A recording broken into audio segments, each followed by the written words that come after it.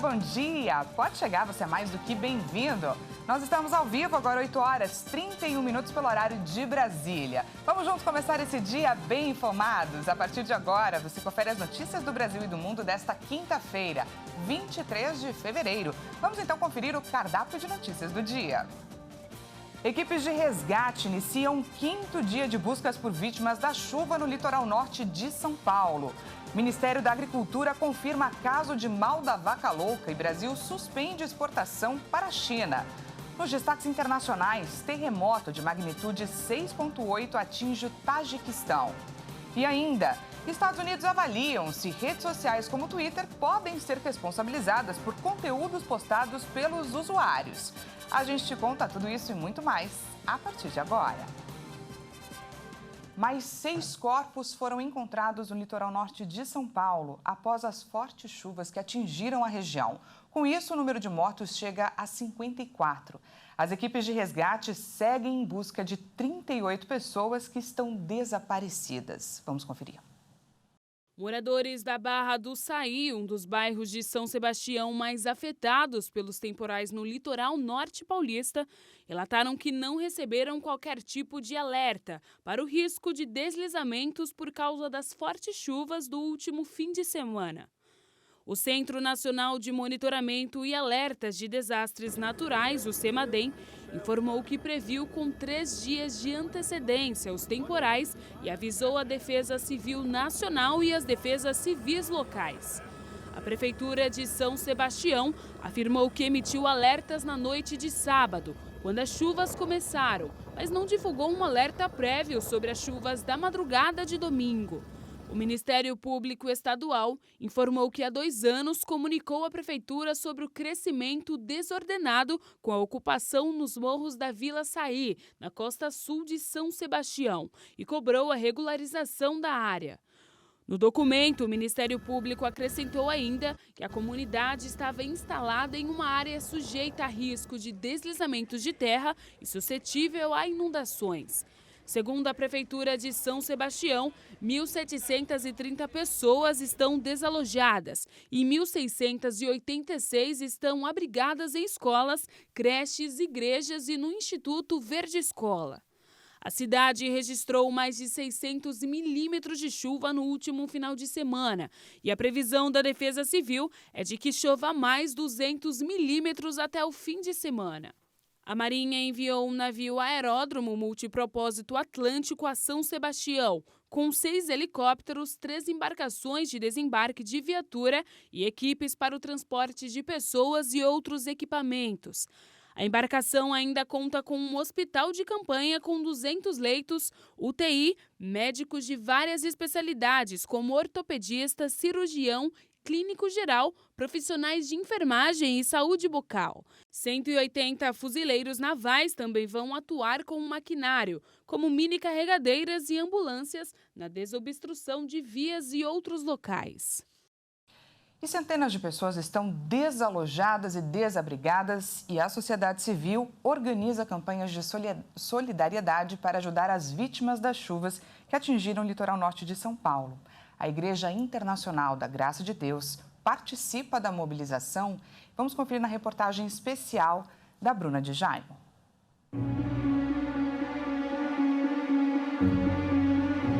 As chuvas devastaram o litoral norte de São Paulo. Muitas pessoas que moram em áreas de risco se viram presas em pontos onde é praticamente impossível atravessar por terra. A maioria das vítimas vive em zona de risco de deslizamento. As chuvas que atingiram os municípios são o maior acumulado que se tem registro em todo o país. Foi uma coisa que nunca antes na história aconteceu uma incidência tão grande de água concentrada numa mesma região. Tivemos tragicamente percas e a nossa expectativa agora é que encontre as pessoas que estão desabrigadas, alguns estão desaparecidos. Oramos a Deus, pedimos para que sejam encontradas em vida, né, e também com a sua integridade. Foram mais de 600 milímetros de chuva em 24 horas, que deixou um rastro de destruição ainda difícil de calcular. E assim, foi questão de 15 a 20 minutos só. Quando a gente percebeu que ela estava alta, realmente ia subir muito e não dava para salvar nada. Aí a gente conseguiu colocar a escada e subiu ela, subiu meu filho, que eu tenho um menino de 7 anos, aí subimos cachorros, né, o periquito do meu irmão. Aí a gente conseguiu pegar os documentos, eu consegui pegar uma coberta, graças a Deus, mas assim, me cobriu.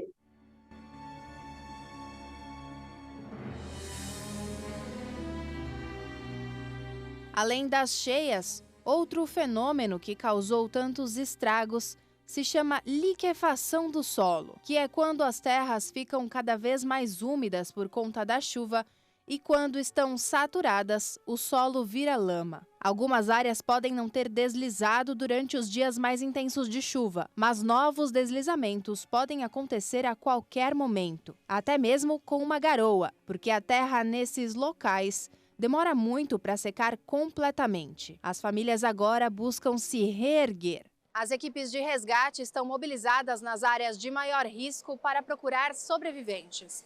Nesse momento, a ajuda deve vir de todas as formas. As cidades de São Sebastião, Caraguatatuba e São José dos Campos estão arrecadando alimentos, medicamentos, roupas e água para os desabrigados. As sedes regionais da Igreja Internacional da Graça de Deus também estão ajudando nessa busca. Na segunda-feira, pela manhã, nós já começamos esse trabalho, né, de arrecadar alimentos, donativos em geral, para poder encaminhar para o litoral norte. No caso aqui, o mais próximo, São Sebastião, a cidade mais próxima de Bertioga. E, a princípio, a atitude que eu tive aqui como pastor da igreja, também tendo o apoio do nosso deputado estadual, né, Daniel Soares, a pedido dele também de sua equipe, logo de imediato nós montamos aqui na igreja um posto de arrecadação. Além da arrecadação dos mantimentos, a Igreja Internacional da Graça de Deus está oferecendo apoio espiritual. Nós estamos aqui para dar um amparo não só social, mas o espiritual também. Eu acredito que é de grande importância justamente para que quando esses impactos vêm, as pessoas possam suportar. Então, através da fé, né? Através do aconselhamento, as pessoas que às vezes chegam nessa situação desesperadas porque elas se veem sem nada, perdeu tudo que tinha. Então, nós fazemos esse trabalho de acolher, de ouvir. Muitas, às vezes, precisam isso de alguém para que ouça. E tem que sempre trazer uma palavra de fé. As famílias precisam desse apoio para recuperar parte do que perderam durante as chuvas. Então, né, é difícil até falar, né? Porque a loja mesmo, faz anos que a gente tem a loja, né? Mas isso aqui é igual no outro dia mesmo. Eu já coloquei no status pro pessoal lá de São José, né? Porque como eu sou de São José, eu já coloquei mutirão lá pro pessoal, quem tivesse as coisas para estar doando. Mas para quem perdeu um vizinho, um amigo ou alguém da família, esse processo é ainda mais lento e doloroso.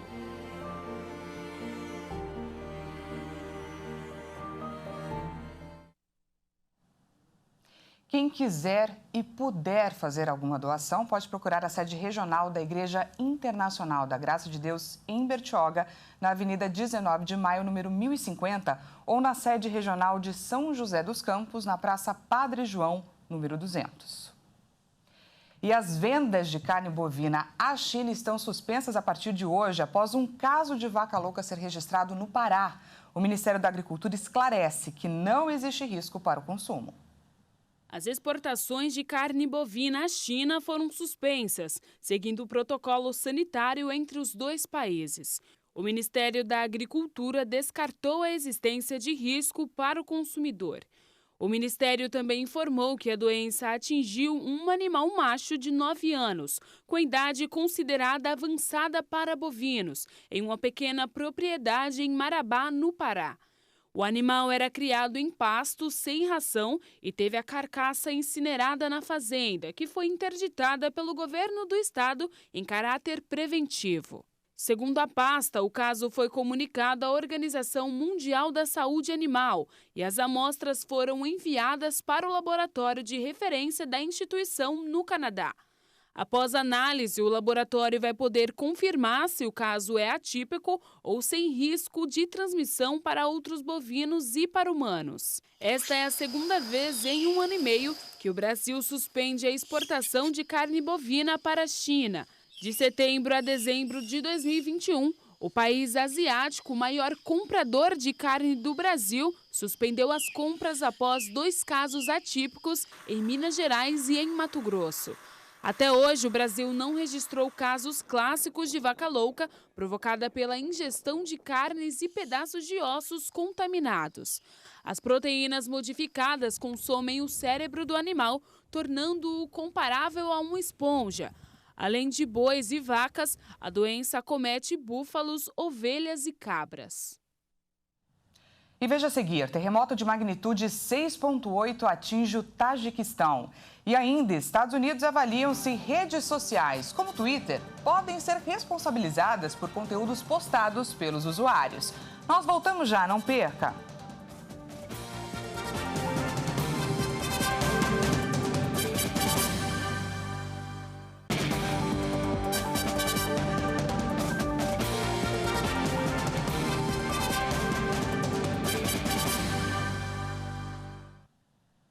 Seja bem-vindo mais uma vez, estamos de volta ao vivo, 8 horas 45 minutos pelo horário de Brasília. Voltamos com os destaques internacionais. Uma série de terremotos atingiu o Tajiquistão nesta quinta-feira e provocou pânico na população. De acordo com o Serviço Geológico dos Estados Unidos, o tremor mais forte registrado na região foi de magnitude 6,8. Os terremotos foram sentidos em Dushanbe, que é a capital do país, mas o epicentro aconteceu na região leste do território, próximo à fronteira com a China. A área mais atingida é pouco povoada e até o momento ainda não há um registro de vítimas, de acordo com a imprensa local. Autoridades chinesas informaram que os serviços de comunicação e abastecimento não foram afetados no território. E o Twitter foi acusado na justiça americana de fazer vista grossa diante do terrorismo na plataforma. A Suprema Corte dos Estados Unidos analisa casos de conteúdos criados na rede social que podem ter contribuído para atos terroristas do Estado Islâmico. Em audiência de 2 horas, os 9 juízes ouviram que a cumplicidade do Twitter com o terrorismo, ao não impedir o conteúdo criado por grupos extremistas, deve ser considerada. Há uma acusação de cegueira deliberada. Você sabia que o Estado Islâmico estava usando sua plataforma, afirmou a juíza Sônia Sotomayor ao advogado do Twitter, réu no caso. A ação foi movida pela família de uma vítima de um ataque do grupo extremista em 2017, em uma boate em Istambul.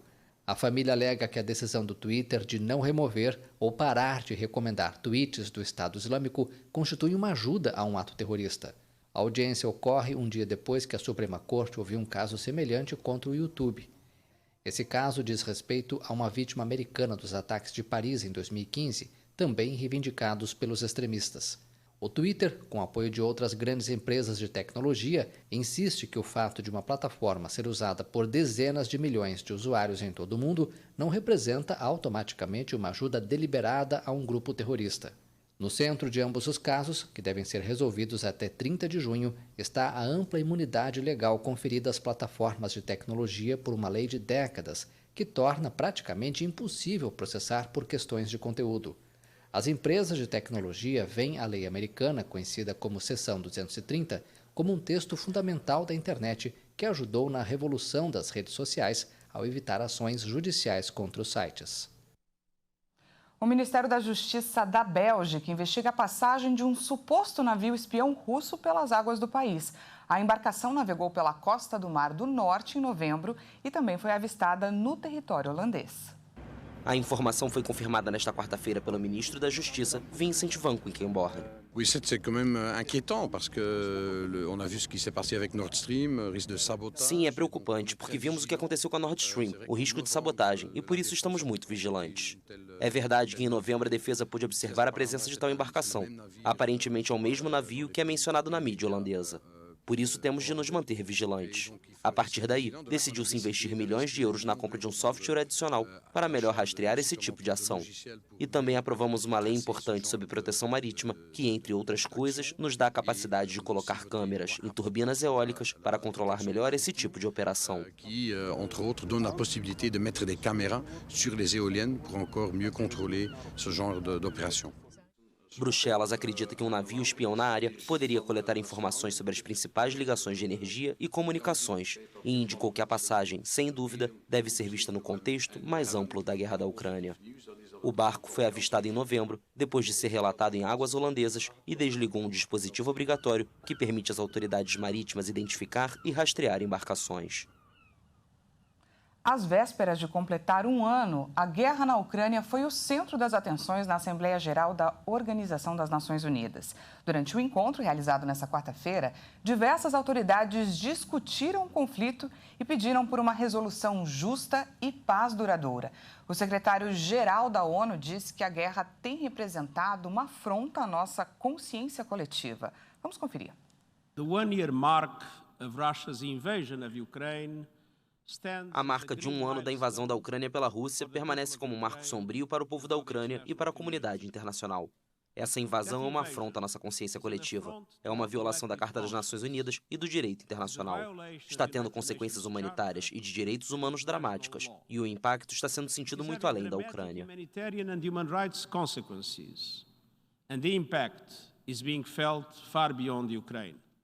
O ministro das Relações Exteriores da Ucrânia, Dmytro Kuleba, denunciou o genocídio promovido por Moscou e destacou que qualquer nação representada na sessão faria o mesmo, lutaria. There is no other country in the world that wants peace as much as Ukraine does. Não há outro país no mundo que queira a paz tanto quanto a Ucrânia. Nunca quisemos guerra, nunca planejamos atacar ninguém. Nossas tropas não estavam nas terras de ninguém. Exercemos nosso legítimo direito à autodefesa e o fazemos de forma bastante eficaz. Sabemos pelo que estamos lutando. Estamos defendendo nossa terra, nossas famílias e nossas casas. We know what we are fighting for. We are defending our land, our families and our homes. Pelo lado de Moscou, o embaixador russo na ONU, Vasily Nebenzia, voltou a destacar o que chamou de russofobia ocidental.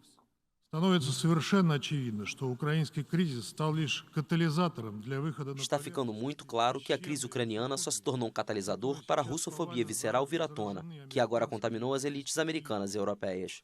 Estão competindo uns contra os outros no número de sanções que impõem ao meu país. Mas, na realidade, estas sanções atingem mais duramente um mundo em desenvolvimento. Neste desejo de derrotar a Rússia de qualquer maneira possível, eles não podem simplesmente sacrificar a Ucrânia. Eles estão prontos para mergulhar o mundo inteiro no abismo da guerra.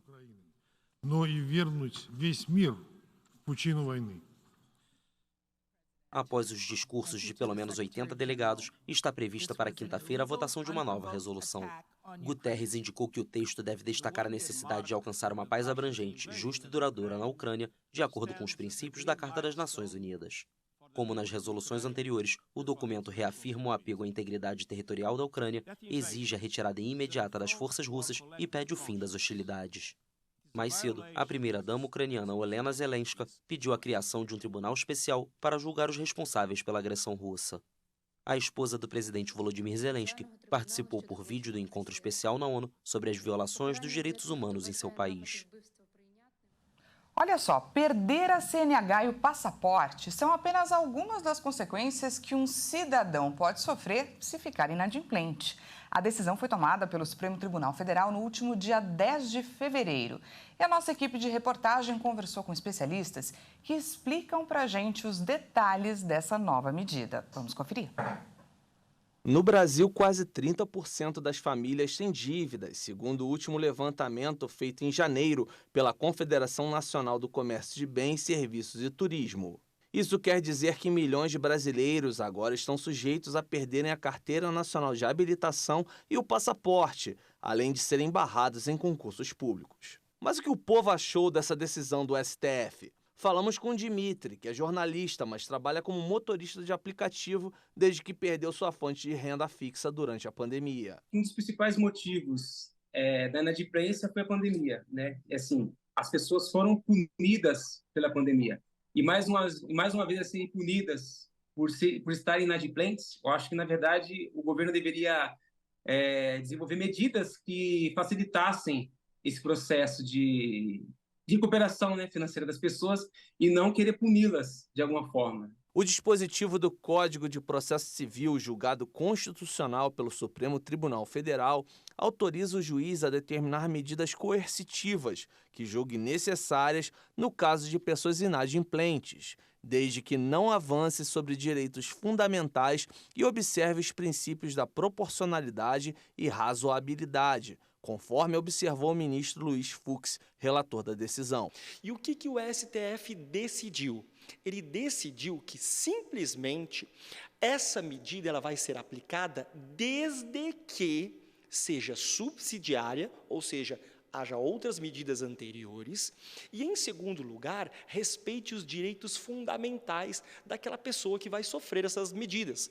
Por exemplo, eu não posso apreender o CNH de um taxista que trabalha justamente com a sua CNH. Ouvir isso tudo do advogado é um alívio para o Dimitri. Ele conta a sua história e diz como está conseguindo obter renda desde que foi demitido. Ele não sabe o que fazer se perder a CNH. Eu já atuava numa empresa de tecnologia e aí, na pandemia, teve um corte lá e eles acabaram me demitindo.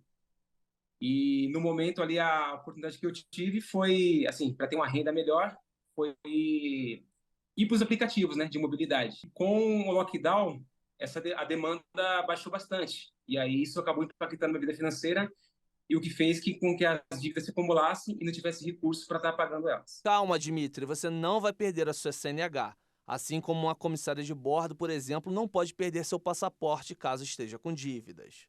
Com relação ao passaporte, ainda que não seja uma aeromoça, ainda que não seja um piloto, o Superior Tribunal de Justiça entendeu que essa análise tem que ser mais minuciosa, porque poderia infringir o direito de ir e vir. Vamos pensar numa situação de quem não trabalha com passaporte, mas tem uma família fora do Brasil. Esse, sim, não pode ter o seu passaporte apreendido. Agora, algum devedor comum que esteja viajando a lazer poderia ter seu passaporte, mas nesse caso haveria uma análise mais minuciosa pelo juiz. Muito mais para quem trabalha com o passaporte, como, por exemplo, comissárias de bordo, altos executivos que precisam comparecer em outros locais e precisam visitar outros países, inclusive pilotos. Mas agora uma questão que fica é sobre o impedimento de inadimplentes prestarem concursos públicos. Mas afinal, essa não seria uma forma da pessoa obter uma renda e sair da inadimplência? Irá se analisar se esse devedor ele é um devedor contumaz. O que significa isso? Ele é um devedor que realmente não quer pagar, mas tem patrimônio. A lei prevê que qualquer dívida pode ser cobrada judicialmente se o devedor não oferecer alternativas para dar fim ao débito após ser contratado. Mas até agora as consequências não tinham sido tão polêmicas. Essa edição fica por aqui. Muito obrigada pela sua companhia. Às 10 horas, Kleber Werneck chega com mais informações para você. Uma ótima quinta-feira e até mais.